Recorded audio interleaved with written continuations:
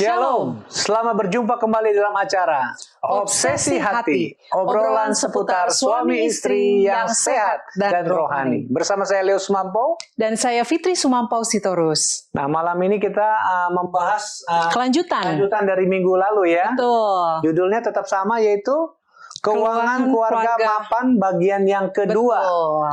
Nah, kalau tidak salah ini ada 4 seri kalau salah. Betul. Ini masih bagian yang kedua ya. Sementara episode yang lalu aja masih pendahuluan udah sangat menarik. Yeah. Tentunya yang saat ini dan yang dua lagi yang menyusul pasti akan lebih menarik lagi ya.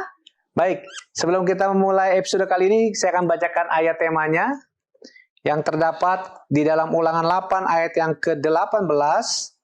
Ulangan 8 ayat yang ke-18, beginilah firman Tuhan. Tetapi haruslah engkau ingat kepada Tuhan Allahmu, sebab dialah yang memberikan kepadamu kekuatan untuk memperoleh kekayaan, dengan maksud meneguhkan perjanjian yang diikrarkannya dengan sumpah kepada nenek moyangmu seperti sekarang ini. Baiklah, dengan ayat ini mari kita bersatu dan berdoa. Tuhan, saat ini kami kembali datang menghadap hadirat-Mu. Kami akan mengikuti pembahasan dalam obsesi hati yang akan dibawakan oleh Pendeta Jonathan Kuntaraf dan Ibu Kathleen Kuntaraf. Biar Tuhan berkati kami percaya Roh Kudus Tuhan hadir di tengah acara ini, terutama kepada Pendeta dan Ibu Pendeta Kuntaraf. Biarlah hikmat dari surga boleh menjadi bagian mereka, agar mereka dapat membawakan pembahasan yang kami percaya berguna bagi kehidupan rumah tangga kami. Berkati juga pemirsa obsesi hati yang sedang menyaksikan.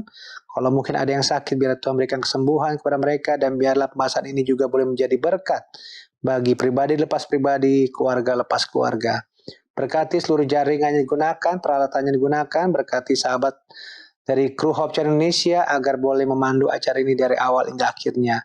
Terpujilah Tuhan, ampuni dosa kami yang begitu banyak, di dalam nama Yesus kami berdoa dan mengucap syukur. Amin. Amin. Kami mengundang para pemirsa, bila Anda mempunyai pertanyaan seputar topik pembahasan yang akan dibawakan atau persoalan rumah tangga yang Anda hadapi, silahkan untuk mengirimkannya ke nomor call center Hope Channel Indonesia ataupun melalui media sosialnya. Dan Anda dapat menyaksikan live streaming Hope Channel Indonesia melalui Hope IndiHome Channel 870, Parabola, satelit MPSat frekuensi 3973 MHz, website hopechannel.id, atau dapat juga melalui aplikasi yang Anda bisa download atau unduh dari App Store ataupun Play Store untuk menikmati acara-acara dari Hope Channel Indonesia selama 24 jam. Baik, kita akan langsung saja menyapa narasumber kita yang ada di North Carolina, Amerika Serikat. Shalom, Pendeta dan Ibu Pendeta. Shalom, Pendeta dan Ibu Pendeta. Halo, Leo dan Fitri dan seluruh pemirsa di Indonesia. Selamat malam di Indonesia. Selamat pagi di North Carolina. Ya, selamat berjumpa kembali, dan kita rindu untuk mendengarkan lanjutan dari episode yang lalu mengenai keluarga Mapan 2 ya. Ya, keuangan keluarga Mapan bagian kedua. Jadi silakan Pendeta dan Ibu Pendeta untuk membawakan pembahasannya. Ya, pemirsa yang berbahagia, kembali kita bahas tentang keluarga mapan. Ya, dengan sehingga kita semua merindukan satu keluarga yang mapan, sebab artinya dalam arti berkecukupan, dan kita juga boleh membantu akan orang lain yang membutuhkan. Ini adalah satu perkara yang sangat penting dalam kehidupan kita masing-masing. Nah, untuk itu kita telah baca tadi bahwa Tuhan adalah sumber daripada segala berkat. Jadi keluarga yang mapan atau makmur boleh dikatakan itu adalah oleh sebab dengan berkat Tuhan. Nah, untuk itu kita akan coba ulangi 7 langkah mencapai kemakmuran keluarga. Ya, pertama kali kita harus evaluasi, melihat ke dalam sebagaimana yang telah kita bicarakan dari episode yang lalu, dan kemudian kita harus jujur. Ya, harus mengetahui yang sebenarnya keadaan kita. Jangan kita menganggap keluarga kita itu tidak perlu dievaluasi, harus secara jujurnya. Kemudian kita harus mengendalikan akan uang yang ada. Ya. Kemudian jadi, supaya pemasukan dan tidak akan menjadi lebih kecil daripada pengeluaran. Itu kontrol daripada kita. Kemudian Oke. yang keempat, kita harus melakukan yang Yang baik. Apa Jujur. itu kita akan Layani bahas orang. ya. Menabung kita sudah bahas, Ya. namun akan banyak lagi yang kita akan bisa pelajari. Dan yang keenam adalah kita harus bertanggung jawab. Ya. Dan beristirahat. Istirahat. Nah, sekarang kita masuk kepada faktor yang sangat penting, yaitu prinsip kejujuran. Iya, Prinsip yang kedua adalah kejujuran. Ya. Nah, Kejujuran adalah jalan kepada kemakmuran, ya. Ya. Jadi kita harus jujur.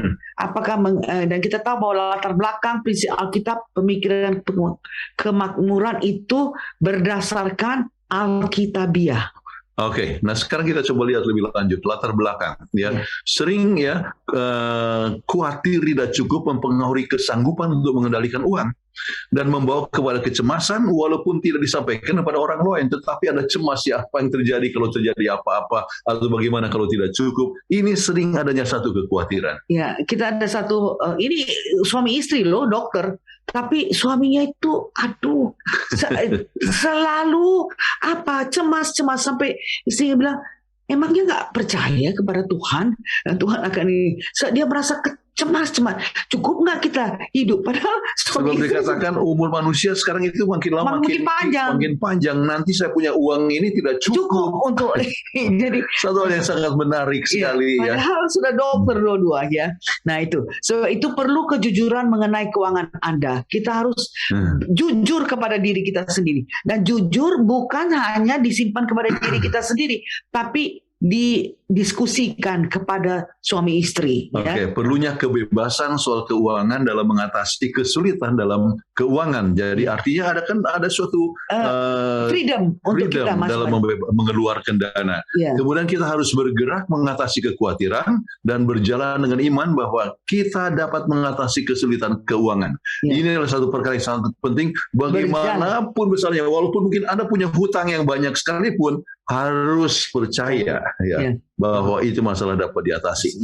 Kemudian latar belakang yang lebih lanjut kita lihat, sering pikiran mempunyai 1000 jalan untuk mengatakan tidak, sedangkan hati hanya memberikan kita satu jalan untuk mengatakan ya. Harus, inilah yang harus dibuat. Banyak yang merasa tidak sanggup untuk mengelola keuangan. Tapi ingatlah bahwa kita bergantung kepada Tuhan. Tuhan kan yang memberikan kita tubuh yang sehat. Tuhan yang memberikan kepada kita pikiran yang pintar, ya. Jadi kita bersandar kepada Tuhan, dan Tuhan akan memberikan kepada kita kekuatan bila mana kita mau menggunakan kekayaan atau keuangan kita itu untuk kita diri sendiri dan juga untuk pelayanan kepada Tuhan dan kepada orang lain. Itu. Jadi kita harus bebas dari pemikiran bahwa kita tidak bisa mengelola keuangan. Jadi katakan, saya tidak bisa. Itu adalah salah, harus ditinggalkan. Kemudian jauhkan pemikiran bahwa kita tidak akan cukup uang bila kita butuhkan. Jadi seperti minggu yang lalu ada pertanyaan yang demikian, tidak cukup. Kita harus jauhkan itu pikiran. Ya, sebab ingat, ada Tuhan kan mencukupi burung-burung itu yang di udara dan apa semuanya. Bila kita bersandar kepada Tuhan, Tuhan juga akan memberikan kepada kita kesanggupan untuk mencukupi keperluan kita. Kemudian diperlukan kejujuran mengenai keuangan Anda dan mengakui pemilikan Tuhan, apa yang katakan Tuhan, yang dimiliki oleh Tuhan, itulah yang kita harus kembalikan, dan meyakini bahwa kemakmuran adalah karunia Tuhan, dan apa yang kita dapat buat dengan uang itu adalah adalah merupakan sesuatu perkara yang kita dipercayakan oleh kita untuk memuliakan kemuliaan bagi nama Tuhan. Baik, prinsip Alkitabiah yang sangat penting adalah 2 Korintus 8 ayat 21. Karena kami memikirkan yang baik, bukan hanya di hadapan Tuhan, tapi juga di hadapan manusia. Jadi pemikiran ini termasuk dalam banyak hal dan juga termasuk dalam soal keuangan. Jadi baik bukan hanya di hadapan Tuhan, tetapi juga di hadapan manusia. Nah, contoh dari kejujuran misalnya. Kita menemukan $100. Ada satu orang muda yang dapatkan $100 di satu toko, Kemudian apa yang terjadi? Dia langsung cari siapa yang miliki ini, dan tadinya ada pemikiran bagus, saya simpan aja. Saya saja, dan ternyata dia kembalikan kepada orang itu ya, yang betul-betul yang memerlukan betul, pertolongan. dia kembalikan kepada yang punya toko dan dikatakan kalau ada orang yang cari ini uang, ya bisa ya Dikembalikan kepada kasih sama dia. Dan betul tidak lama kemudian dia dapatkan informasi ya bahwa itu adalah milik daripada seorang ibu yang harus belanja untuk kebutuhan anak-anaknya ya dan sebagainya ya. Dan ternyata dengan oleh sebab kejujuran itu sampai akhirnya dalam satu waktu dia dapatkan uang yang sampai 20.000 dalam akunnya ya. Jadi kejujuran menghasilkan suatu berkat yang luar biasa. Nah, kita harus selalu ingat ya bagaimana prinsip di dalam kejujuran untuk mengatakan apa yang menjadi milik Tuhan. Ya, kalau kita lihat di dalam Maleakhi 3 ayat 10, bawalah seluruh persembahan persepuluhan itu ke dalam rumah pembendaharaan, supaya ada persediaan makanan di rumahku, dan ujilah aku, firman Tuhan semesta alam, apakah aku tidak membukakan bagimu tingkap-tingkap langit dan mencurahkan berkat kepadamu sampai berkebulan. Sebab kalau kita yang sudah diberikan semuanya oleh Tuhan, 10% itu bukan kita bilang saya bayar perpuluhan, tidak, saya mengembalikan persepuluhan. So itu adalah punya Tuhan, jadi kita kembalikan. Kalau kita tidak kembalikan, maka kita tidak jujur, kita dianggap mencuri ya. Jadi kalau kita sudah jujur kepada diri kita sendiri, mengembalikan persepuluhan, ingatlah bahwa Tuhan akan membukakan bagimu tingkap-tingkap langit, mencurahkan berkat kepada kita secara berkelimpahan. Berkat apa itu? Kesehatan membawa kita jadi mempunyai kekuatan untuk bekerja ya. Apakah itu dengan keuangan? Pokoknya berkat. Ataupun berbagai macam berkat. Sering anak-anak yang tidak sakit ya, anak yang sehat itu pun suatu berkat yang luar biasa. Nah, sekarang apa yang dibutuhkan? Ya, yang pertama adalah kejujuran dengan diri kita sendiri. Ya, jangan pernah membengkokkan kebenaran. Maksudnya adalah misalnya, aduh ya Tuhan kan mengerti saya ya. Saya mau perlu ya ke kapal, saya mau pergi untuk acara kawin, saya perlu baju baru ya. Biarlah ini perubahan ini jangan saya berikan dulu, nanti saya beli baju baru dulu. Jadi kita coba membenarkan ya diri kita dengan katakan kan Tuhan mengerti kepada saya ya. Jadi kita harus jujur untuk mengevaluasi diri kita sendiri. Oke. Berapa Anda pakai setiap hari, setiap minggu, setiap bulan? Anda harus jujur ya, dalam arti bahwa apa yang kita buat adalah untuk kemuliaan bagi nama Tuhan. Ada kadang-kadang istri tidak tahu apa yang suami pakai dengan uangnya. Suami tidak tahu apa yang dipakai oleh istrinya. Kita harus jujur di dalam pengeluaran. Kalau Anda memboroskan $5 sehari, akui dan investasikan, dan itu akan jadi kemakmuran setelah beberapa tahun. Jadi sebagaimana kita sudah katakan di episode yang lalu, bahwa biar sedikit ya, $5 aja kan sedikit ya, tapi kalau memang itu sudah kita adalah memang selebihnya yang kita bisa simpan ya, kita bisa tabung ya, itu kita harus jujur bilang katanya, kelebihan kita pakai $5 sehari ini. Oke. Nah sekarang kita coba lihat perlunya kejujuran dalam segala hal ya. Apa yang dikatakan Alkitab? Amsal 24 ayat 26 katakan, siapa memberi jawaban yang tepat mengecup bibir. Ya, jawaban yang tepat, enjoy. Kemudian kita kembali kepada 2 Korintus 8 ayat 21. Karena kami memikirkan yang baik bukan hanya di hadapan Tuhan, tapi juga di hadapan manusia. Jadi tidak perlu harus main sembunyi-sembunyi, tetapi penuh dengan kejujuran. Nah, prinsip yang sangat penting di sini adalah, pertama adalah honesty is the best policy. Kejujuran adalah suatu peraturan yang terbaik. Dan kemudian jujur untuk bagaimana mengelola keuangan kita. Nah, ini yang sering kita menjadi kelemahan bagi kita masing-masing. Sebab kita tidak mau mengatakan, ini nggak terlalu banyak kita pakai uang ini untuk dalam hal ini. Jadi kita harus jujur, cut it ya, potong supaya kita mempunyai ada pemasukan yang lebih tinggi daripada pengeluaran sehingga kita dapat menabung ya. Baik, kemudian ambil waktu untuk melihat semua pengeluaran Anda. Jadi secara jujur, Ya, makan apa, Ya, keluar apa. bensin berapa, kemudian untuk parkir berapa. Jadi kecil kan untuk parkir ya, tetapi perlu secara jujur untuk dituliskan ya. Makan, kemudian belanja, beli batagor ya, beli kupat tahu, Anda berikan artinya buat semua kejujuran ya. Sesudah itu baru buat anggaran. anggaran. So kita tahu, oh rupanya kita selama ini parkirnya begini, selama ini kita pakai tuh belanja gini. Nah, dari situ kita bikin kita punya budget ya. Ya. Kemudian oleh sebab kita sekarang sudah buat anggaran, kemudian bisa mulai untuk menabung. Jadi menabung termasuk di dalam perencanaan dalam anggaran. Ya. Kemudian tidak peduli berapa yang ditabung, yang penting Anda telah mulai menabung dan belajar hidup sesuai dengan anggaran dan tetap dalam dalam anggaran. Jadi kita perlu pengontrol diri dalam hal ini. ya. Kadang-kadang mungkin itu uang-uang kecil, receh-receh itu Ini buang aja. kadang-kadang kita sering tidak peduli, padahal dikumpulkan Oh, itu bisa jadi banyak.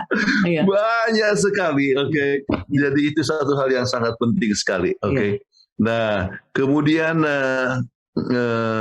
kita coba lihat di sini penting dalam mengevaluasi keuangan Anda. Ya, bagaimana pentingnya?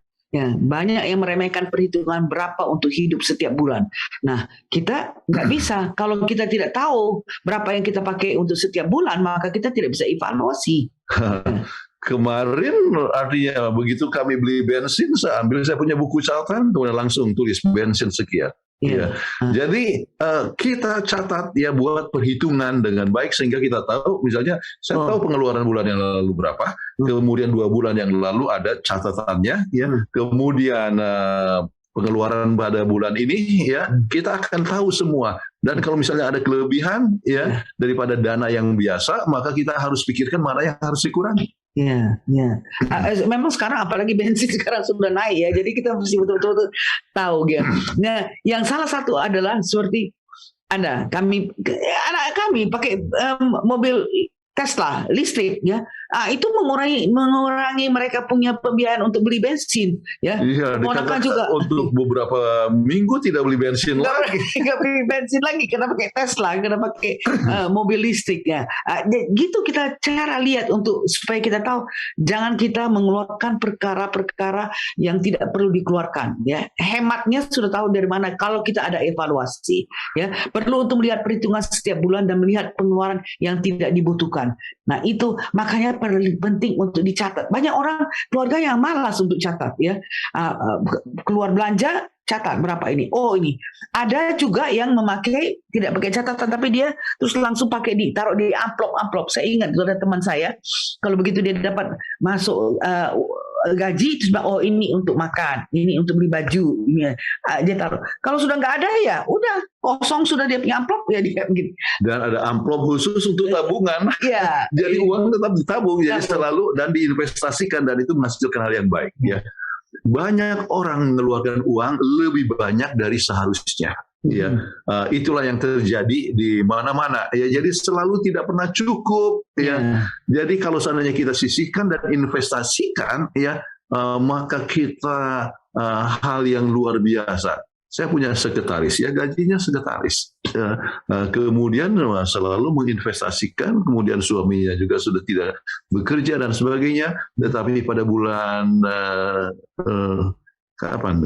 Desember kita pergi. Bulan Desember ya. Kemudian berapa yang dia berikan untuk kita punya panti asuhan? Panti asuhan untuk di YAPI di Indonesia. Yayasan Advent Peduli Indonesia dia kasih 40.000 US dollar. Ini seorang sekretaris ini. Seorang sekretaris ya, dia selalu lihat waktu kami kerja sama-sama. Ya sekarang bahkan sudah meninggal istri. Ya, istrinya sekretarisnya sudah meninggal. Ya. Tapi dia menggunakan dana untuk membantu pekerjaan Tuhan dalam jumlah yang besar. Kenapa? Dia biasa untuk menghemat dan menginvestasikan akan apa yang ada. Baik, jadi kita coba lihat nomor 4. Untuk mempunyai kebebasan keuangan, Anda harus mengurangi pengeluaran atau menaikkan pendapatan. Mengurangi pengeluaran, kita lihat apa yang tidak perlu dikeluarkan, kita cut it ya. Sales, jangan kita beli saja apa yang diperlukan. Menaikkan pendapatan bisa dengan bekerja di rumah, kan banyak sekali sekarang bisa dikerjakan di rumah dengan online. Itu mendapatkan pendapatan. Oke. Tapi Bila perlu memakai kartu kredit, kami perlu pakai kartu kredit. Sebab Mesti. banyak pembayaran yang memang harus melalui kartu kredit.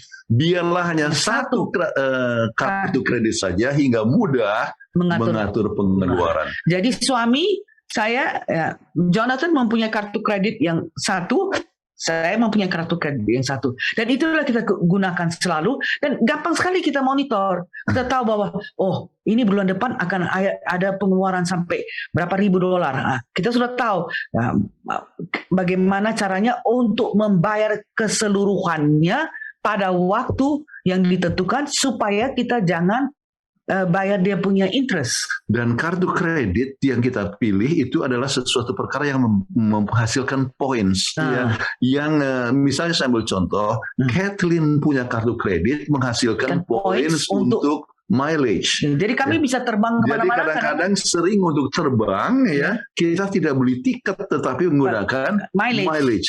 Saya punya credit card adalah menghasilkan poin untuk hotel.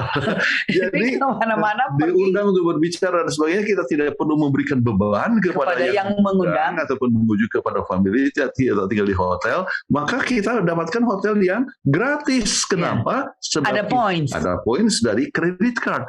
Jadi ini adalah satu perkara yang coba mengurangi pengeluaran kita. Biaya. Pergi tidak perlu tidak bayar tiketnya, tinggal tidak perlu bayar hotelnya. Baik. Apakah keuangan Anda baik-baik saja? Nah, ini pertanyaan daripada Yohanes 3 ayat 1. 3 Yohanes 1 ayat 2. Saudaraku yang kekasih, aku berdoa semoga engkau baik-baik dan sehat-sehat saja dalam segala sesuatu, sama seperti jiwamu baik-baik saja. Nah, apakah kamu baik-baik saja? Ya, jadi sehat-sehat saja. Termasuk apa? Bukan hanya tubuh, tetapi apa? Keuangan kita sehat-sehat saja.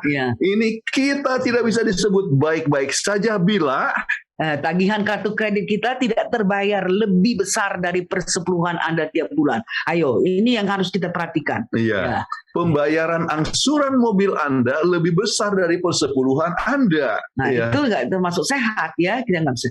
Atau angsuran rumah Anda lebih dari 25% dari penghasilan Anda setiap bulan. Jadi makanya kalau kita mau sewa rumah, memang kita harus pikirkan sewa rumah dengan mortgage yang tidak sampai kita tidak terjangkau.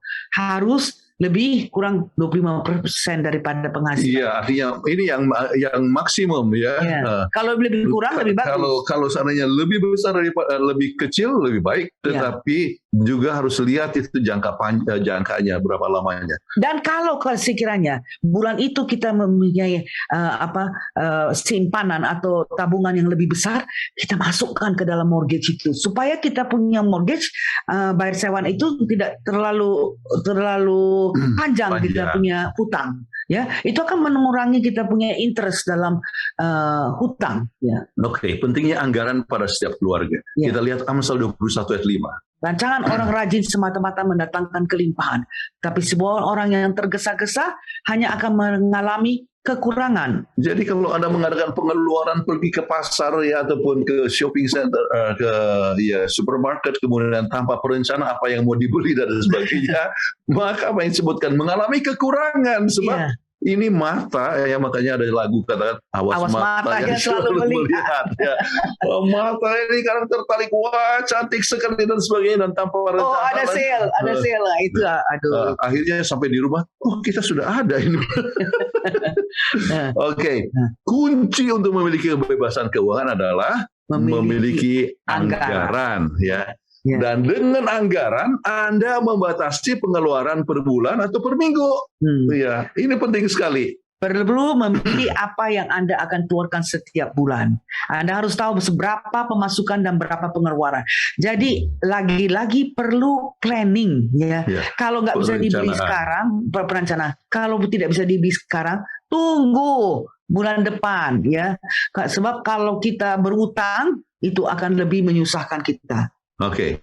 Kemudian rata-rata pengeluaran ini orang Amerika ya, saya tidak tahu dengan Indonesia. Ya. Pengeluaran terbesar pertama adalah rumah. Berapa persen?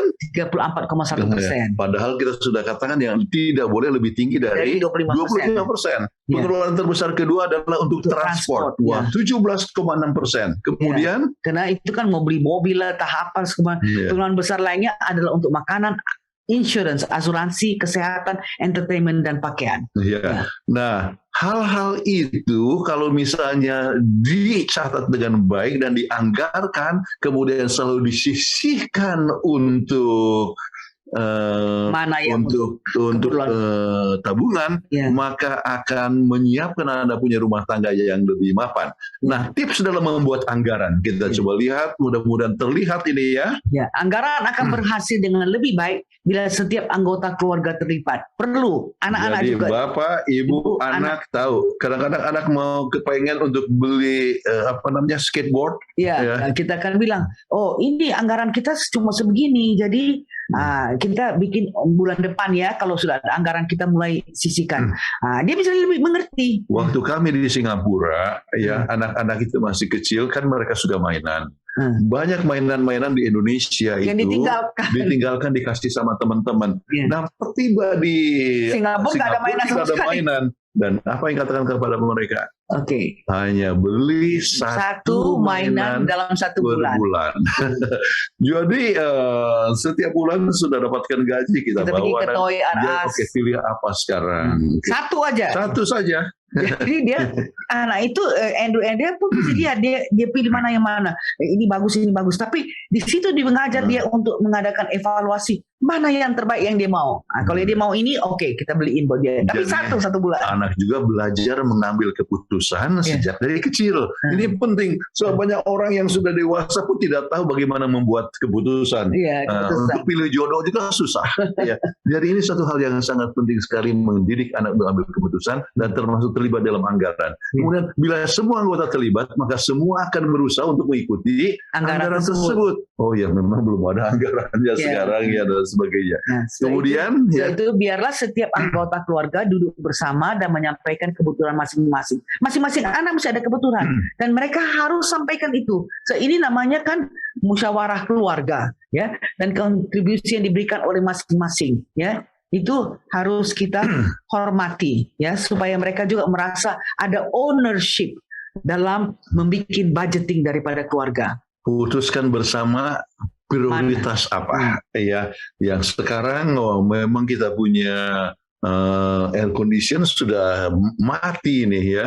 Jadi itu priority. Karena kalau panas di sini panasnya bukan main. Bagaimana ya? Jadi prioritas yang mana dan sebagainya. Kalau TV yang lebih bagus, kita punya TV masih cekung, kita mau yang lurus, tetapi bukankah masih bisa lihat televisi? Jadi kita harus lihat prioritasnya. Kemudian setiap anggota keluarga harus buat catatan dari pengeluaran, tidak peduli berapa kecilnya, untuk dapat melihat kemana saja uang itu pergi.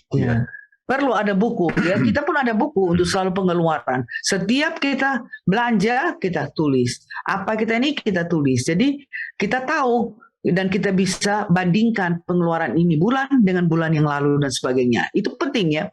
Kemudian diharapkan setiap keluarga mengalokasikan $50-100 untuk biaya tak terduga. Ya. Jadi ada sesuatu perkara yang tidak terduga paling sedikit disisihkan, kalau tidak terpakai itulah yang masuk di dalam tabungan, ya, masukkan ke dalam. Dan ini kecil-kecil itu bisa menghasilkan sesuatu yang jumlahnya besar. Jadi ini seperti kami di sini, ya, kami kan sudah pensiun, ya. Jadi kita dapatkan dari uang pensiunan dan sebagainya. Tapi kita perlu juga untuk mengadakan tabung supaya kita tidak tahu apa yang akan terjadi dengan Social Security di sini. Jadi kalau tidak ada terjadi kolaps atau apa, paling sedikit ada tabungan. Itu hal yang penting. Kemudian evaluasi anggaran Anda secara regular untuk melihat kemajuan dan lihat perubahan apa yang dibuat, ya. Dan sebagai inti, kembali Anda harus jujur. Kemudian anggaran harus dibuat. Biar bagaimanapun kalau Anda tidak membuat anggaran, maka mulai dari sekarang ini buatlah anggaran. secara seluruh keluarga. Ya. Ya. Kemudian periksa keadaan keuangan setiap minggu. Ya, periksa pengeluaran setiap minggu. Bila tidak ada kelebihan setiap minggu, maka harus buat rencana untuk pengeluaran yang lebih kecil minggu berikutnya, dan gunakanlah kelebihan uang untuk hal yang Anda butuhkan, atau dengannya untuk ditabung. Jadi ini adalah sangat penting sekali untuk mempunyai suatu anggaran di dalam kehidupan Anda. Baik, kemudian prinsip yang ketiga sekarang adalah mengendalikan. Jadi kembali, prinsip pertama adalah lihat ke dalam. Lihat evaluasi diri kita.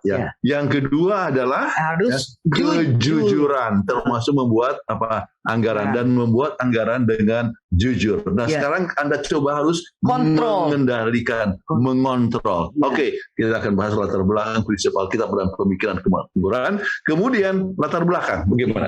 Bagaimana mengendalikan keuangan Anda? Cara yang terbaik adalah menjadi penata layan yang terbaik. Ingat bahwa yang memberikan kepada kita kemakmuran adalah Tuhan. Ya, apakah itu dari kesehatan kita? Kalau nggak sehat kan nggak bisa kerja, kan nggak bisa dapat uang. Jadi kita harus pertama sekali sebelum kita menggunakan apa-apa mengembalikan 10% kepada stewardship, penata layanan. Kemudian memiliki kejujuran dalam melihat keuangan Anda dengan melihat pemasukan dan pengeluaran. Jadi sekarang perlu bergerak dan melangkah lebih lanjut, dan apa yang kita harus buat? Anda harus membangun tujuan yang akronimnya SMART. SMART, artinya harus yang bijaksana. SMART itu harus spesifik. S stands for spesifik, artinya harus yang spesifik, dan M artinya harus bisa terukur. Jangan terlalu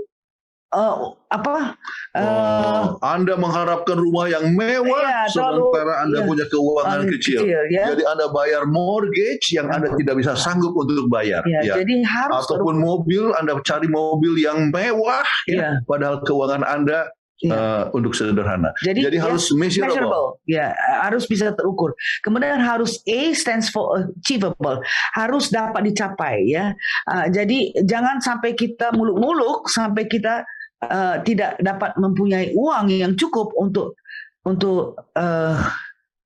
dapat mengeluarkan pengeluaran itu. Kemudian haruslah sesuatu perkara yang related, berhubungan. Misalnya untuk sekolah anak-anak, itu adalah satu perkara yang sangat penting sekali untuk sangat related. Jadi tujuan artinya Anda harus menyisihkan dana untuk sekolah anak-anak. Itu satu hal yang sangat penting. Tetapi juga di dalam time frame, yaitu ruang lingkup waktu yang tepat. Jadi ingat itu akronim SMART. Specific, measurable, achievable, related, dan time frame. Kemudian Anda mempunyai suatu anggaran yang bijaksana. Nah sekarang coba kita lihat dari segi latar belakang. Kata bijak untuk bagian ketiga adalah apa? Lakukan tindakan sekarang, jangan tunda-tunda. Jadi kalau Anda buat anggaran, maka Anda harus buat sekarang.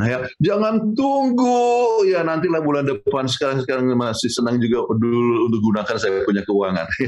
Ini adalah satu perkara yang kita harus hindarkan. Kemudian segera setelah Anda mempunyai tujuan yang sangat penting untuk diakui adalah mengakui pemilikan Allah. Allah yang memberikan tubuh sehat, Allah yang memberikan kesanggupan, Allah yang memberikan waktu. Sekarang kita masih hidup. Kalau yang zaman COVID ini kan baru sekarang hidup, minggu depan sudah nggak ada, sudah meninggal karena itu. Dan pemilikan materi adalah juga kita punya yang diberikan oleh Tuhan. Jadi ingatlah itu. Jadi itu satu hal yang sangat penting. Kemudian jangan pernah lupa hanya Tuhan yang akan memberikan kuasa dan tekad untuk melakukan pekerjaan yang perlu dilakukan untuk mengendalikan keuangan Anda. Jadi berdoa yang banyak, kemudian ingat selalu untuk selalu mengembalikan kepada Tuhan apa yang Tuhan punya. Kemudian saat yang sama coba belajar untuk lebih bijaksana dalam mengambil tindakan. Uang yang sisa dilakukan dengan bijaksana, sebab Tuhan menghendaki supaya kita menjadi saksi termasuk dalam mengelolakan keuangan kita. Jadi langkah ini mengajarkan bagaimana sikap kita terhadap hutang. Ya. Jadi menentukan tagihan mana yang harus dibayar. Jadi kalau kita ada hutang, ya kita harus menentukan mana yang pertama yang lebih dahulu harus menjadi prioritas. Itu yang paling tinggi dia punya interest, itu yang harus kita dahulukan pertama. Jadi kalau kita sudah bayar itu dulu pertama, terus kita merasa plong jiwa kita. Di sini kan menentukan tagihan mana yang harus dibayar, ya. Kemudian cara untuk mengurangi pengeluaran yang tidak diperlukan, ya. Jadi saya berikan contoh tempo hari mengenai masalah pergi ke pedicure, ya, ataupun juga untuk beli sepatu, restoran dikurangi dan sebagainya. Ya. Mengendalikan keuangan Anda, apakah itu checking account atau saving account, ya. Jadi karena kita ada yang checking, ya, selalu pakai cek, ya. Kemudian ataukah yang disimpan, ya, maka itu harus dapat dikendalikan dengan baik, ya.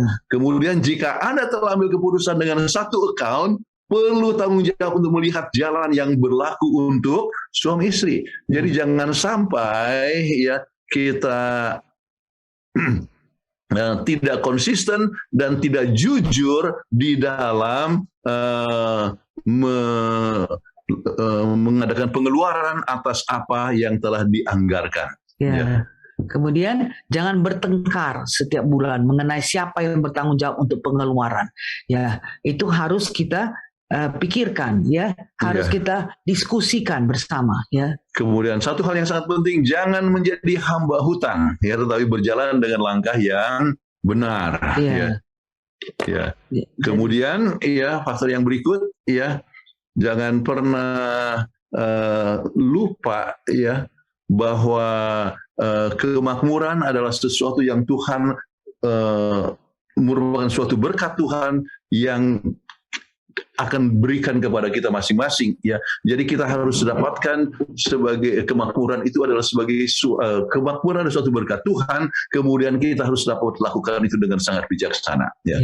Baik, kemudian prinsip Alkitab, ya, Amsal 16 ayat 3, di mana katakan serahkanlah perbuatanmu kepada Tuhan, maka terlaksanalah segala rencanamu. Oke. Jadi serahkan sesudah Anda buat suatu perencanaan, ya, maka serahkan kepada Tuhan supaya dilaksanakan dengan baik.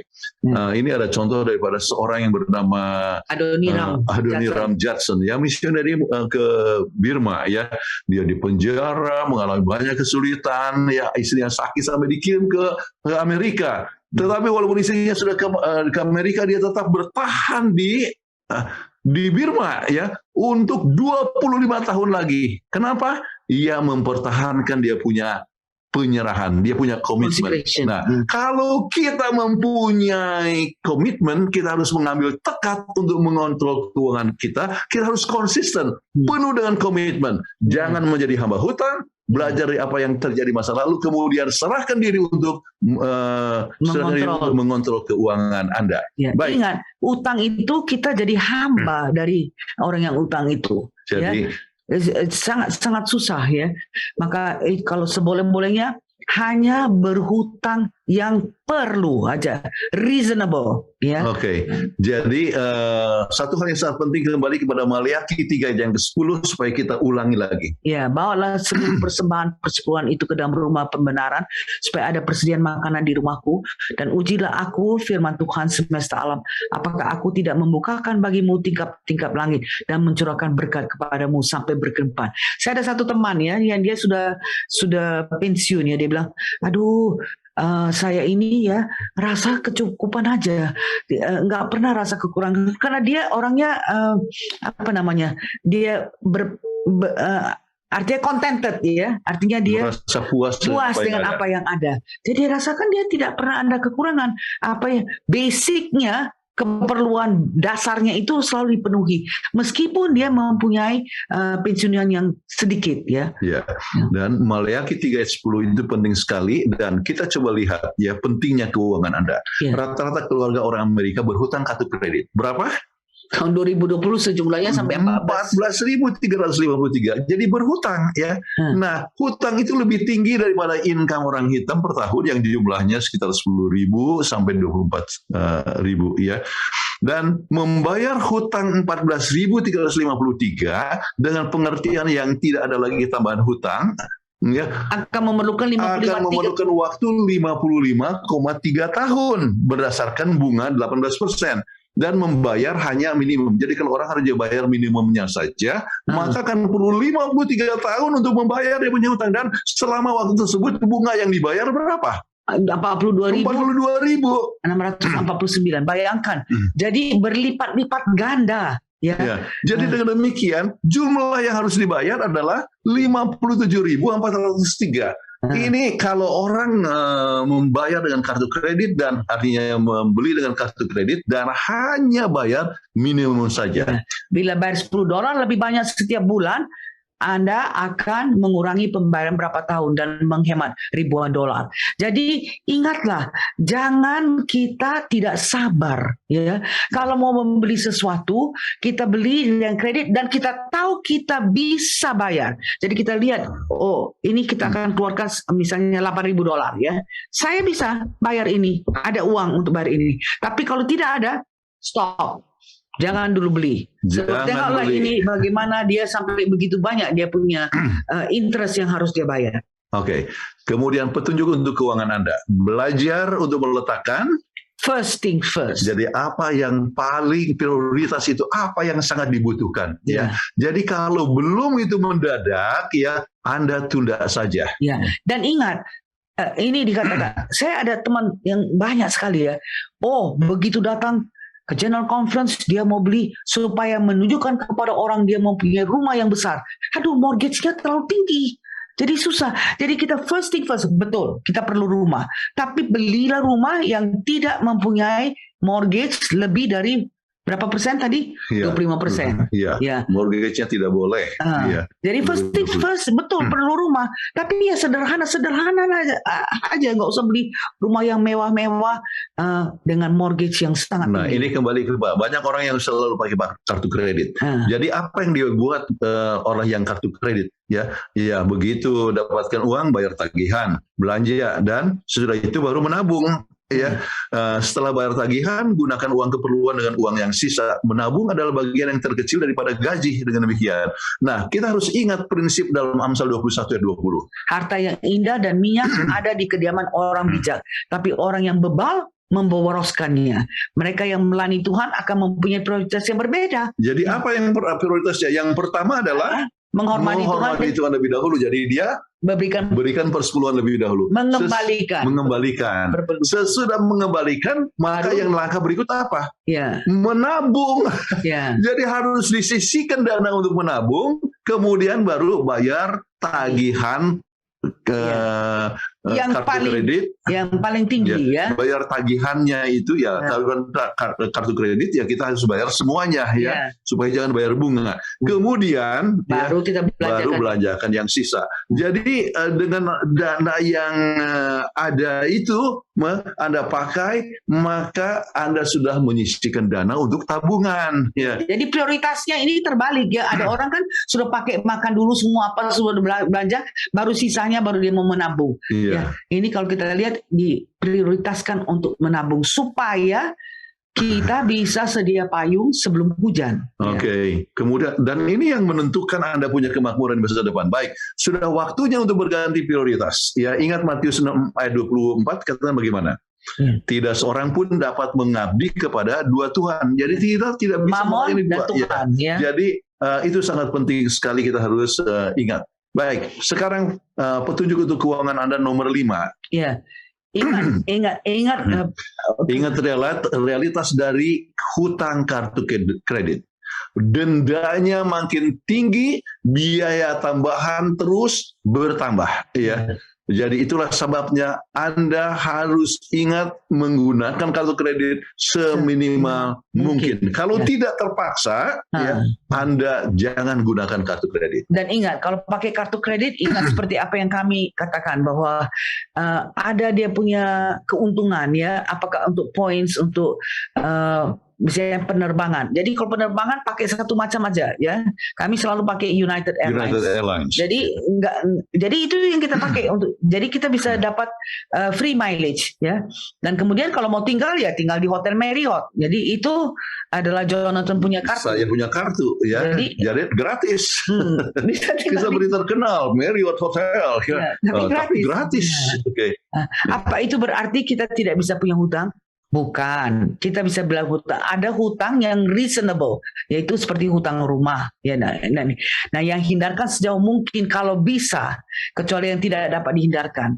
Ingat, membayar itu sulit. Ya. Ya. Jadi sebelum membeli sesuatu dengan kartu kredit, tanyakan lebih dahulu. Apa yang kita akan buat dengan yang kita beli ini? Apakah kita bisa bayar pada waktunya? Ya. Jadi sebelum menggunakan itu, lebih bagus kita mengadakan suatu evaluasi lebih dahulu. Ya. Nah, bagaimana mempunyai lebih banyak uang di dompet Anda? Ini yang orang suka mau, supaya pemasukan itu akan lebih besar daripada pengeluaran. Jadi tentunya yang paling bisa supaya uang kita banyak di dompet kita adalah menghemat. Menghemat $1 di sini, $1 di sana, tapi itu akan mengurangi pengeluaran kita. Ya, banyak orang katakan, wah ya, tidak usah tawar-tawar lagi ya. Itu padahal itu adalah harga yang dapat ditawar. Padahal jadi tawar $1 sini, $1 di sana itu bisa menyebabkan satu jumlah yang besar. Setelah membuat anggaran, lihat apakah yang jadi penghalang agar anggaran tercapai dan berusaha untuk membuat bagaimana untuk supaya anggaran itu dapat dikurangi. Ya. Misalnya waktu membeli anggaran Anda, apakah yang bisa dihemat? Misalnya telepon, TV, internet. Jangan untuk bertukar perusahaan. Banyak yang akan kasih korting agar Anda dapat tetap dengan mereka. Ya, apakah kita dengan artinya AT&T? AT&T. Jadi kita katakan ini sudah 2 tahun pakai AT&T ya, tetapi ternyata bahwa tidak ada pengurangan biaya. Kami mau pindah perusahaan. Oh, kami akan korting. Kami berulang-ulang ya selalu dapatkan korting lagi ya. Sedangkan asuransi juga ya. Oh, ini asuransi saya kan sudah langganan sekian lama ya. Kalau tidak ada pengurangan ya kami akan ganti asuransi. Ya, asuransi mobil.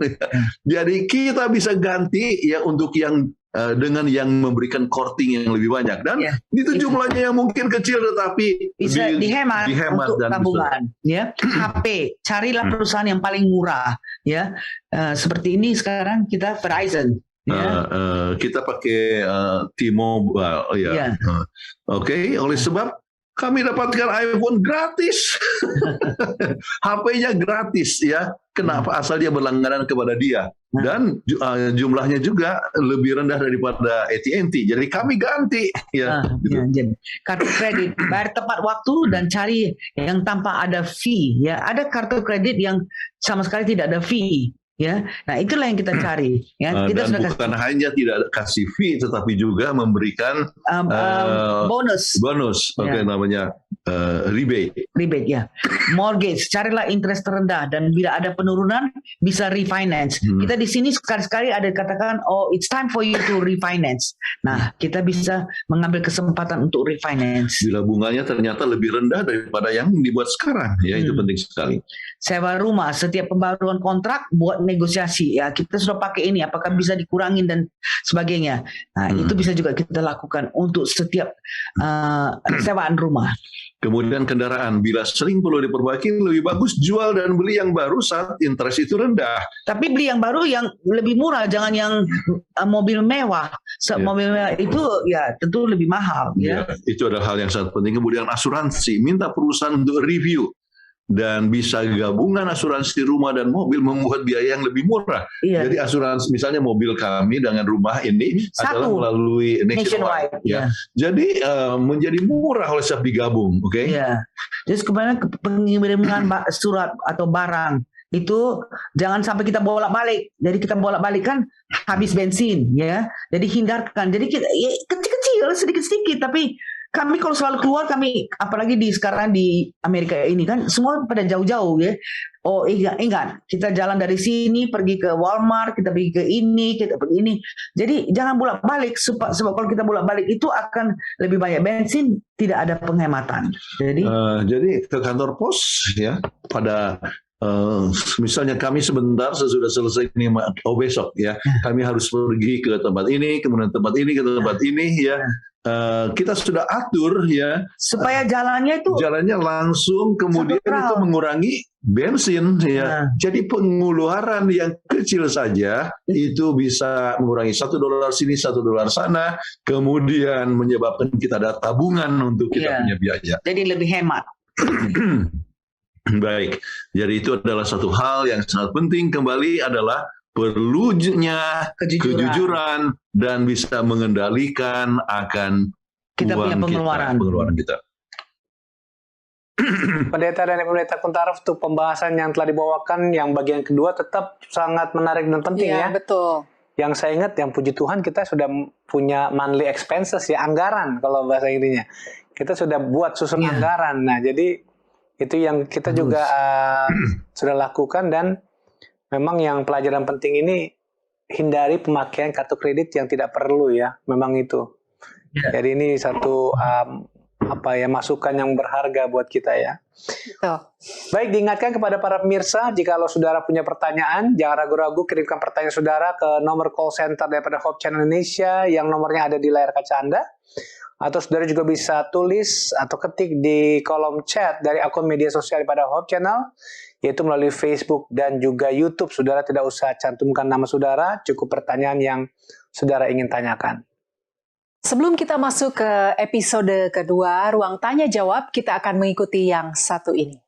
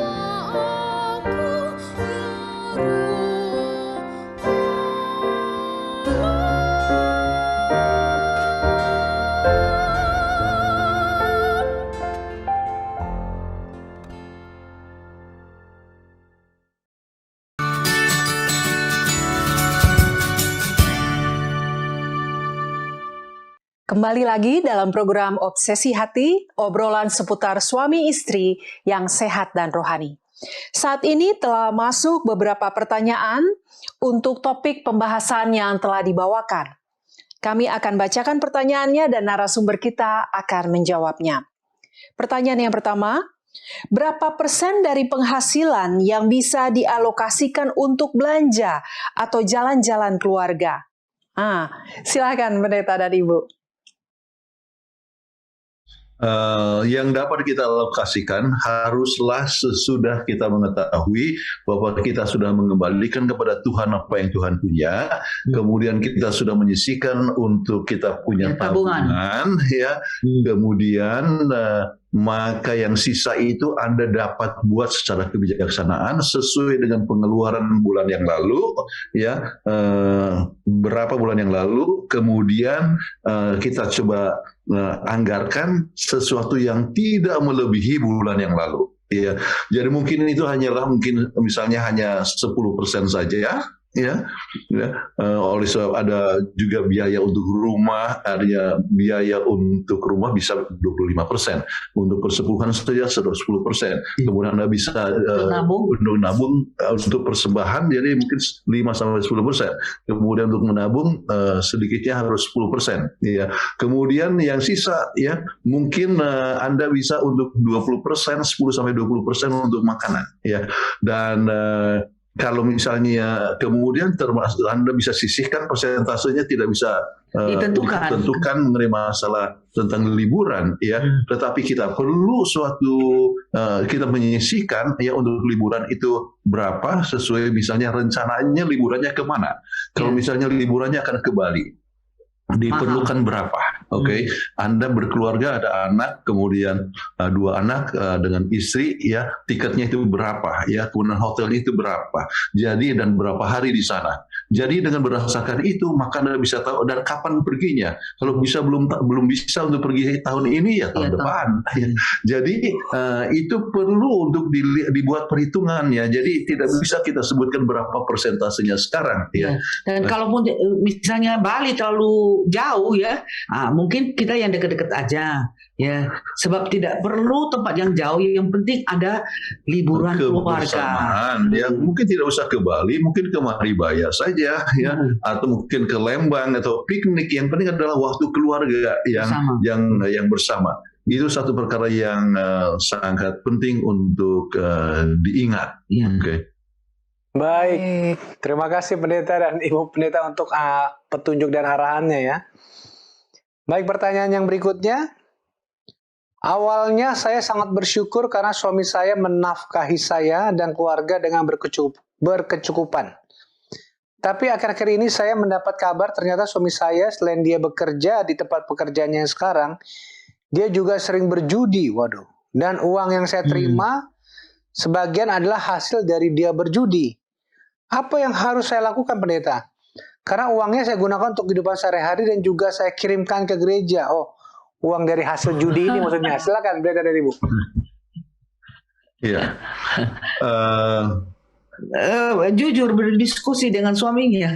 Jadi ini adalah sesuatu perkara yang kembali masalah kejujuran, ya. Kemudian berjudi itu bisa menang, bisa kalah, ya. Kenapa orang berjudi, ya, adalah untuk cepat kaya, ya, dengan tidak cukup usaha, ya. Itu adalah bukanlah satu perkara yang menurut prinsip Alkitab, ya. Itu bukanlah sesuatu perkara yang dibenarkan, sebab Alkitab mengatakan bahwa kita harus bekerja, ya, sampai berkeringat, kemudian kita bisa makan. Jadi ini ya hanya dengan berjudi supaya dapatkan keuntungan. Ya. Jadi itu adalah hal yang harus dihindarkan. Dan untuk ini Anda harus berbicara dengan terus terang kepada suami. Ya. Terus terang, ada orang yang berjudi sampai cerai. Iya. Kemudian banyak, bukan saja ada orang beberapa. Kita lihat sampai istrinya katakan tidak. Lebih bagus saya hidup sendirian daripada. Ya. Banyak barang-barang dijual dan sebagainya, selalu kalah judi dan sebagainya. Sampai pahit. Ya. Jadi berjudi adalah satu adiksi yang berbahaya yang merusak kebahagiaan rumah tangga. Jadi bicara terus terang, sayang, ya, bukankah kita merindukan kebahagiaan rumah tangga? Bukankah kita mau rumah tangga yang langgeng? Bukankah kita menghendaki akan anak-anak yang berhasil? Ya, dan untuk itu kita perlu jujur satu sama lain di dalam income, di dalam pekerjaan dan sebagainya. Jadi ayolah tinggalkan kebiasaan tersebut. Tinggalkan hal penting. Jadi dengan berbicara hati ke hati, dengan usaha pertolongan Tuhan, maka adiksi ini dapat dikalahkan. Baik, terima kasih banyak untuk penjelasannya, ya. Pertanyaan berikutnya. Kami keluarga muda yang baru saja menikah. penghasilan kami masih sedikit. Sedangkan dalam mengawali rumah tangga, kami butuhkan dana yang lumayan banyak. Sejauh ini kami meminta bantuan dari orang tua. Apakah itu baik sebagai rumah tangga muda, Pendeta? Kami berusaha untuk segera bisa mandiri. Oh, nasihat untuk pengantin baru ini, Pendeta dan Ibu. Silakan. Sepertinya tidak di premarital counseling tidak dilakukan ya. Jadi apa yang dikatakan oleh Alkitab bahwa bapak laki-laki harus meninggalkan ya orang tuanya ya, bapak dan ibunya, dan bersatu dengan istrinya, kemudian ya menjadi satu daging. Oke. Prinsip ini menunjukkan bahwa suami istri harus cukup dewasa, sudah siap untuk mandiri, ya, baru bisa hidup untuk menikah. Ya. Jadi kalau seandainya masih belum bisa mandiri, ya, jangan masih dulu belum married siap untuk menikah. Ya. Itu satu poin pertama. Yang kedua, sekarang sudah terlanjur menikah. Sudah menikah. Baik, orang tua cukup baik untuk membantu menafkah, tetapi Anda harus melihat itu sebagai suatu tantangan. Ya, kalau dikatakan baik itu tidak baik. Ya, Anda artinya sudah hidup dengan seorang istri misalnya, kemudian masih bergantung kepada bapak mama, ya, kasihan bapak mama, ya, kan sudah tua dan mereka juga membutuhkan dana dan sebagainya untuk hidup untuk hari tua. Jadi Anda lebih bagus mencari jalan untuk bisa mandiri secepat mungkin. Nah, untuk mandiri secara cepat mungkin, coba lihat biaya apa yang dapat dikurangi. Ya, biaya itu mahal untuk apa? Ya, bayar kendaraan, ya lah, kendaraan kira-kira mobil apa? Kemudian apakah bisa dengan kendaraan umum, ya, dan sebagainya. Sebab banyak sekali biaya yang dapat berkurang, ya. Jikalau saja kita dapat menekan, ya, akan pengeluaran kita, ya. Jadi biaya besar, bukan banyak sekali biaya besar, ya apa, ya. Jadi kalau seandainya itu bisa ditekan, itu ya biaya-biaya yang banyak itu, misalnya kita sebutlah baru menikah, beli perabot, ya, beli perabot itu Anda tidak bisa harapkan bahwa semua beli terus jadi langsung jadi, ya. Mungkin Anda bisa cicil. Ya, sekarang beli sofa, oke. Kemudian yang penting dulu tempat tidur, ya, masak, keluarga, kemudian untuk kebutuhan dapur, ya. Kemudian TV belakangan. Banyak orang yang TV dulu, yang mahal lagi, ya. Jadi akibatnya belum artinya yang lain justru artinya yang Anda mengalami kesulitan, ya, dalam membayar dan sebagainya. Jadi kembali, ya, jujur evaluasi Anda, ya, apa yang Anda perlukan, dan bisa mengendalikan Anda punya kemauan itu sehingga bisa ditunda yang dapat ditunda. Oke. Baik, terima kasih jawabannya Pendeta dan Ibu, bagus sekali ya. Baik, pertanyaan yang berikut. Nah, ini bagus ini. Apa bedanya menabung dan investasi, Pendeta? Karena menurut kami yang sangat awam itu sepertinya sama. Tapi zaman yang semakin modern ada banyak sekali promosi investasi yang kami terima saat ini. Manakah yang harus kami pilih? Antara nabung dengan investasi. Silakan Pendeta dan Ibu. Ya, Anda menabung, betul, itu ada hubungannya yang sangat erat sekali. Namun ada orang yang menabung tapi tidak diinvestasi, ya. Jadi menabung misalnya dan ditaruh di celengan. Ya. Dia menabung, memang menabung toh, ya. Kemudian ada yang menabung tetapi tidak ditaruhnya di bawah tempat tidur, ya. Atau di bawah kasur. Jadi kasur. Jadi kami dapatkan orang-orang yang meninggal ya waktu diatur dia punya Bongkar dia punya rumah. rumahnya. Wah, ya.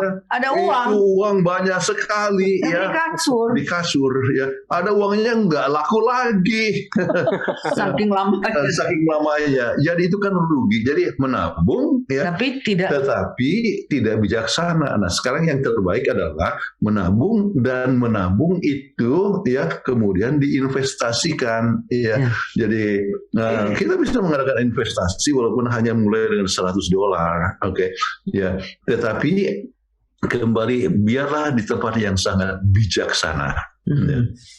Dan ingat, kalau terlalu menggiurkan ya investasi, katakan akan dapat return ya, akan dapat dikembalikan dengan berlipat ganda, itu kita harus hati-hati. Itu bodong itu. Ya, harus hati-hati, itu scam ya. Jadi biarlah kita menabung di tempat yang aman ya. Baik, terima kasih banyak ya, investasi yang bijaksana ya. Baik, pertanyaan berikutnya. Ada istilah yang sering kita dengar, uang istri adalah milik istri, sedangkan uang suami adalah milik istri. Berapa sebaiknya uang yang bisa dipegang oleh suami? Saya pikir uang istri adalah milik istri, uang suami adalah milik suami. Iya. Ternyata uang suami adalah milik istri. Silakan. Jadi artinya ini ya, yang menikah ya hanya suami istri, tetapi keuangannya tidak menikah. Ya. Nggak bersatu. Ya.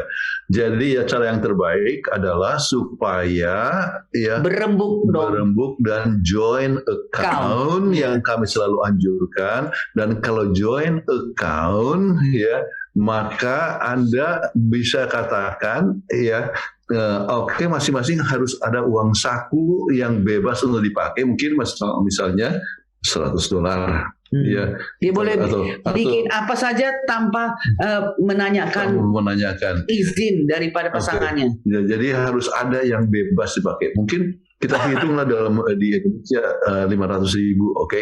500.000 itu adalah sesuatu perkara yang itu adalah bebas dipakai oleh suami ataupun istri ya. Sedangkan yang lainnya itu adalah sesuatu perkara yang sudah direncanakan. Oke. Nah, tetapi kalau ya mau tetap account yang berbeda, uang istri adalah istri, yang uang suami adalah uang suami, ya, maka harus ada perundingan yang sangat jelas, ya, apa yang akan dibayar suami, apa yang dibayar oleh istri, ya. Misalnya, oke, rumah, ya, itu suami yang bayar. Ya, kemudian makan, bagi dua, kemudian listrik, ya, apa yang baik. Jadi, tetapi itu lebih repot, sangat repot, lebih repot. Jadi kami dengar ada satu keluarga, ya, suami istri di mobil harus bayar parkir. Oh, kamu punya bagian itu bayar parkir. Ya. Nah, jadi itu menimbulkan ketidakpercayaan satu sama lain, ya. Sedih loh dengarnya, jadi tapi agak bertengkar. Itu bukan rumah tangga yang bersatu. Dan itu bukan kami buat-buat, kami tahu betul-betul terjadi, hanya soal parkir, ya, bertengkar, ya. Jadi untuk mengurangi segala macam hal yang bisa jadi sumber pertengkaran, ya, lebih bagus joint account lah. Ya, itu yang terbaik, ya. Dan tidak ada dibilang uang suami adalah milik istri. Uang suami adalah milik bersama, uang istri adalah milik bersama. Itu yang paling aman. Oke, baik. Wah, kalau uang parkir berebut ya mau bayar itu paling kecil. Oke, baiklah. Yang berikutnya di pendeta dan ibu, istri saya sering sekali terperangkap dengan diskon besar-besaran. Karena sering muncul dalam pikiran kalau tidak dibeli sekarang nanti harganya akan segera naik. Dan kita akan tetap membeli dengan harga yang tinggi. Bagaimana mengatasi ini, pendeta? Silakan pendeta dan ibu. Ya, itulah perlunya suatu perundingan bersama-sama. Makanya setiap minggu, ya, evaluasi. Kemudian selalu katakan, ingat ya, kalau kita tidak boleh membayar, kita tidak boleh membeli dengan emosi. Tidak boleh membeli tanpa perencanaan. Tanpa perencanaan, ya. Tidak peduli Jadi kita ada ke diskon ya, atau sale.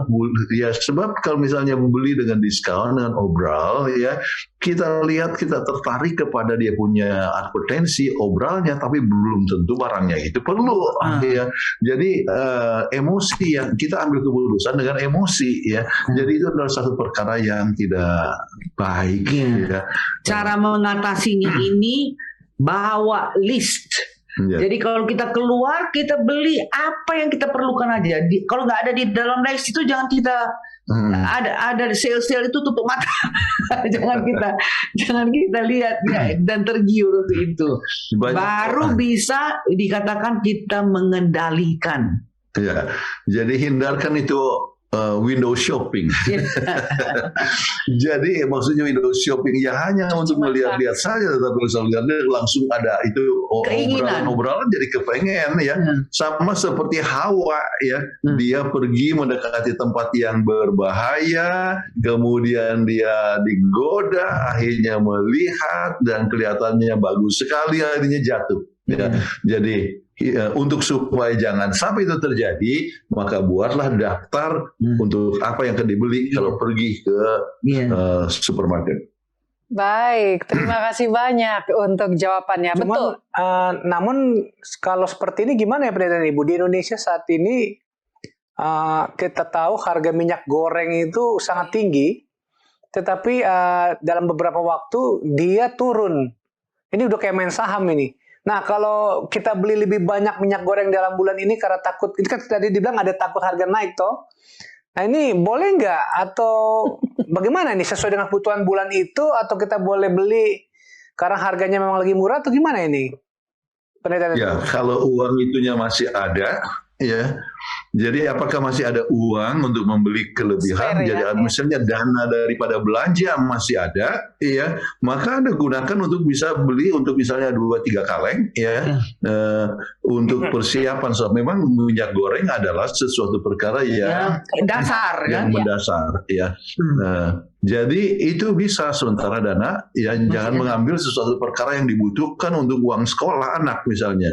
Jadi itu hal yang sangat penting, itu adalah hal yang penting untuk dipertimbangkan. First things first. Ya, tetapi harus ada pertimbangan yang lain juga. Misalnya Anda menyimpan banyak minyak goreng, ya, nanti minyak gorengnya jadi tengik, ya. Jadi minyak itu kan ada waktu dia punya expiration date-nya, ya. Jadi kalau terlalu disimpan lama, ya, misalnya untuk tahun depan Anda sudah beli sekarang, ya, itu bisa menyebabkan kualitasnya sudah tidak baik. Yang berikut ialah yang kita harus ingat, hindarkan gunakan banyak minyak goreng. Enggak sehat. Tidak sehat. Rebus-rebus tim kan bagus. Rebus, ya. Ini minggu makan ini kita belum goreng apa-apa. Ya, jadi rebus-rebus lebih sehat. Ya. Jadi barang yang biasa digoreng, ya kami hanya panggang. Ya, kami sekarang panggang. So, kami belum makan ini. Ya. Jadi kami hanya panggang saja, ya. Kemudian nanti kita makan sesuatu hal yang lebih menyehatkan daripada digoreng. Jadi ini pertimbangan yang harus dipikirkan. Iya, lagi-lagi perlunya bermusyawarah secara keluarga. Iya. Baik. Okay. Memang kuncinya itu sih, kalau minyak goreng mahal, rebus aja sih. Benar. Rebus, jadi hemat, tidak pakai minyak. Betul. Jadi biaya minyak gorengnya ditabung. Dan kalau ini kan makan lalap kan itu kan mentah-mentah kan, lebih sehat. Ya. Mengurangi biaya untuk beli minyak. Betul itu. Ini satu solusi juga nih. Iya, betul. Terima kasih Pendeta dan Ibu. Pertanyaan berikutnya, menurut ilmu keuangan, selain tahu bagaimana harus menabung, seseorang juga harus tahu bagaimana cara membelanjakan barang atau spend money. Apakah ini benar? Silakan Pendeta. Sangat benar. Sangat benar. Jadi menabung, kemudian yang ditabung bisa diinvestasikan, itu termasuk dalam ilmu keuangan. Iya. Kemudian bagaimana membelanjakan uang itu untuk ini harus hemat. Iya. Misalnya ada sesuatu yang murah, tetapi kualitasnya jelek. Ya. Jadi lebih bagus Anda mahal sedikit, tetapi kualitasnya lebih lama. Lebih baik, jadi Anda bisa bertahan untuk jangka waktu yang lama. Jadi ini harus menjadi suatu bahan-bahan pertimbangan yang sangat penting. Ya. Baik, terima kasih Pendeta dan Ibu untuk jawabannya. Pertanyaan berikut, memang kalau udah bicara keuangan ada selalu tanya mengenai investasi ini ya. Salah satu cara menambah passive income adalah dengan investasi. Apakah orang Kristen boleh main saham, crypto trading? Mungkin maksudnya orang Advent ini kayaknya. Apakah orang Advent boleh main saham, crypto atau trading nih Pendeta? Ya, harus berhati-hati. Iya, bukan berarti tidak bisa. Ini adalah kita sebutkan investasi ini termasuk seperti orang berdagang, oke? Jadi kalau orang berdagang, dengan sebenarnya kita harus berbijaksana. Apa yang kita akan jual, apa yang kita akan beli, dan apa yang kita jual, oke? Nah, kalau misalnya investasikan misalnya kripto, ini yang sangat itulah emas, oke? Ya, kalau betul-betul emas murni, kemudian ternyata diinvestasikan di emas, ya umumnya kecenderungan daripada emas itu kan naik, ya. Ada waktu-waktu tertentu turun, tetapi dia akan naik lagi, ya. Jadi itu bisa menjadi satu hal yang baik. Soal stok, ya, saham itu naik turun, oke. Jangka panjang bagus, tetapi juga ada yang jangka panjang yang bisa justru bangkrut itu perusahaan, ya. Itu sebabnya Anda harus berhati-hati. Anda harus lihat misalnya 10 tahun yang lalu, ya, selama 10 tahun ini bagaimana kecenderungannya. Kalau trennya itu selalu naik, inilah yang harus kita buat. Namun demikian, ya, jangan hanya ambil single stock, ya, tetapi haruslah cari yang disebut mutual fund, yang mengelola dari berbagai macam stok, ya, sehingga ada yang baik, ada yang tidak baik, ya, tetapi kecenderungannya itu adalah naik. Ya. Jadi itu harus, jadi tidak salah kalau kita mau beli saham, ya. Oke, terima kasih. Mungkin saya harus sebutkan. Sedangkan gereja kita, ya, uang di General Conference itu ada yang diinvestasikan, ya, misalnya dana pensiun. Wah, dana pensiun kan untuk kami yang pensiun itu kan banyak itu dikelola oleh General Conference, oke? Jadi itu jumlahnya sangat besar sekali. Masa disimpan di bank yang hanya dapatkan interest yang sangat rendah? Itu diinvestasikan, oke? Tetapi harus tahu investasi di tempat yang tepat. Misalnya tidak ada investasi untuk barang-barang tobacco, tembakau, alkohol dan sebagainya, ya. Itu dihindarkan, artinya investasi yang demikian. Tetapi harus sesuatu yang halal. Oke. Baik. Terima kasih banyak untuk jawabannya ya, Pendeta dan Ibu. Pertanyaan berikutnya. Apa meminjam atau hutang adalah hal yang baik atau bukan, Pendeta? Soalnya saya dengar cerita-cerita kalau mau nikah juga terkadang harus pinjam atau hutang. Wah, bahaya kalau mau kawin minjem duit ya. Iya. Silakan Pendeta. Ada orang yang mau nikah, ya, pinjam sampai bangkrut. Iya.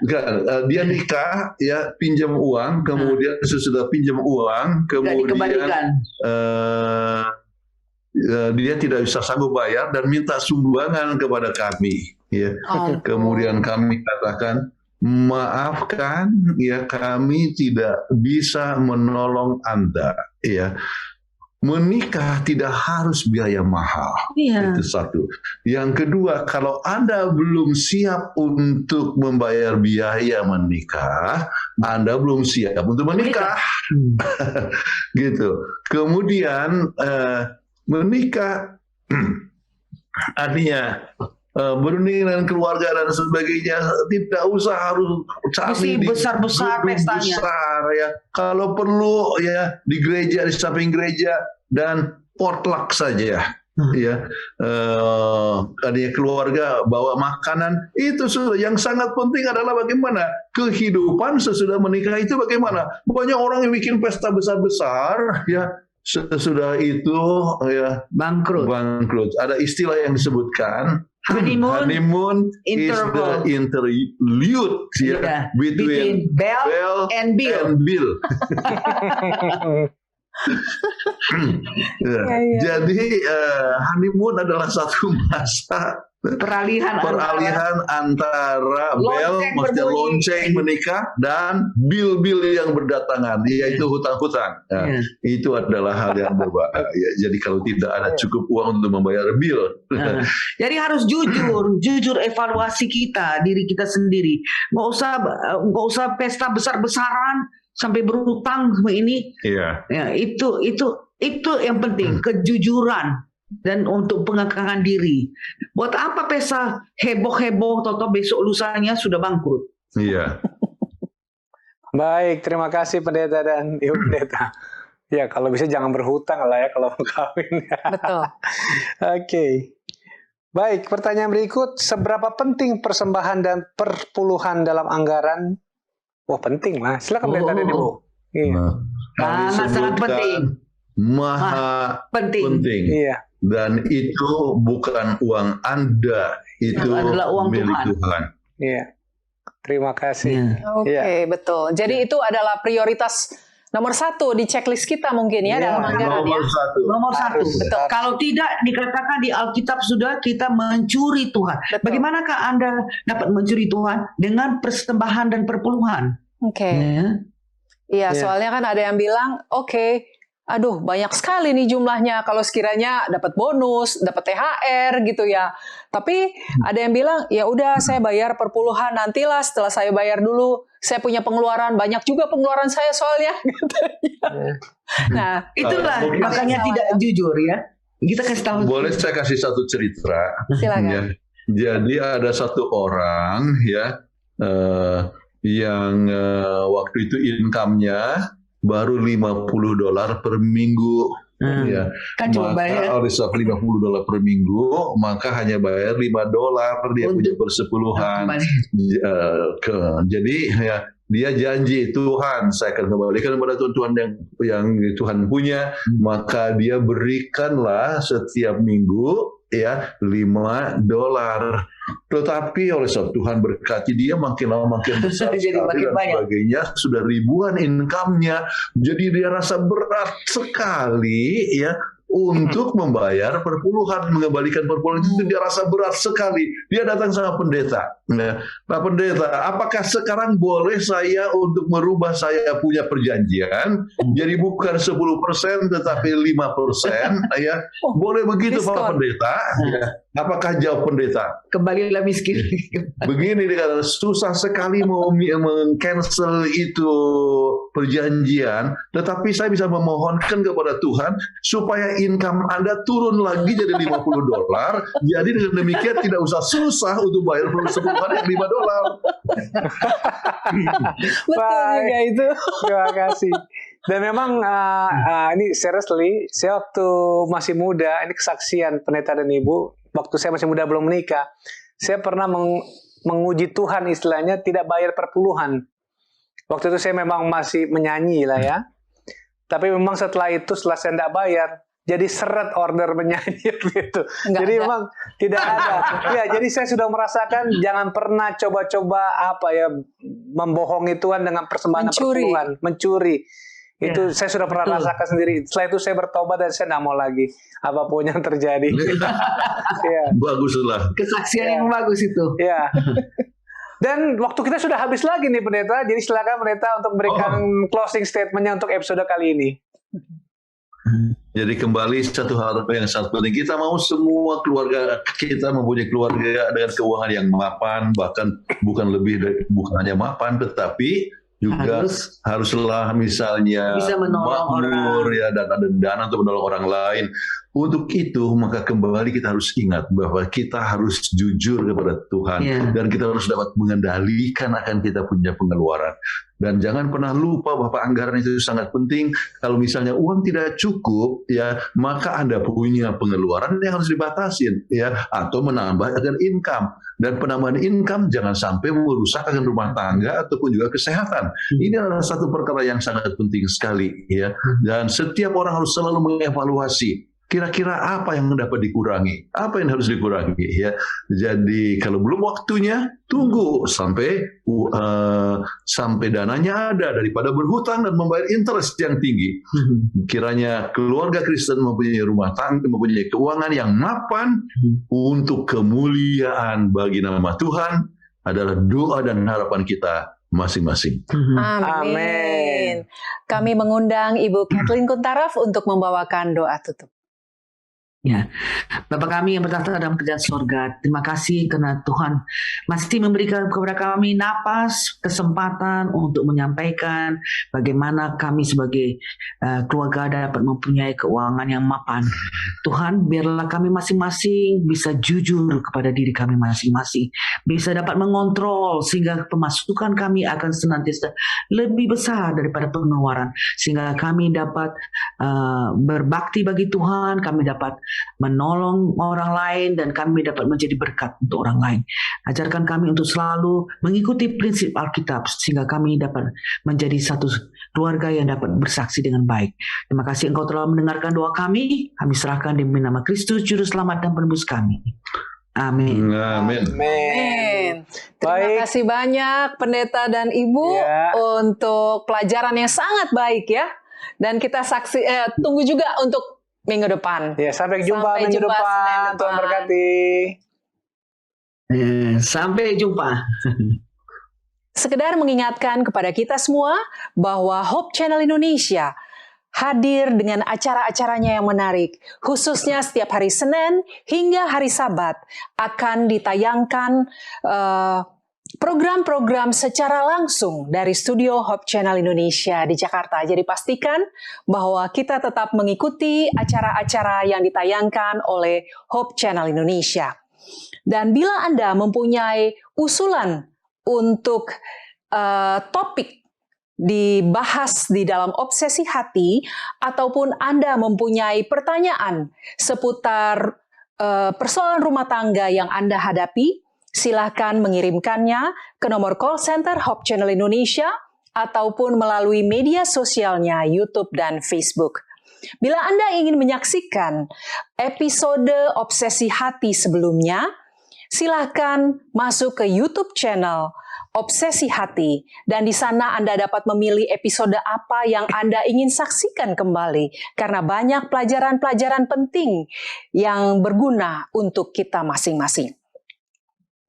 Anda dapat menyaksikan live streaming Hope Channel Indonesia melalui IndiHome Channel 870 ataupun melalui website hopechannel.id atau melalui aplikasi yang juga bisa di-download dari App Store atau Play Store. Dan Anda dapat menikmati acara-acara Hope Channel Indonesia selama 24 jam.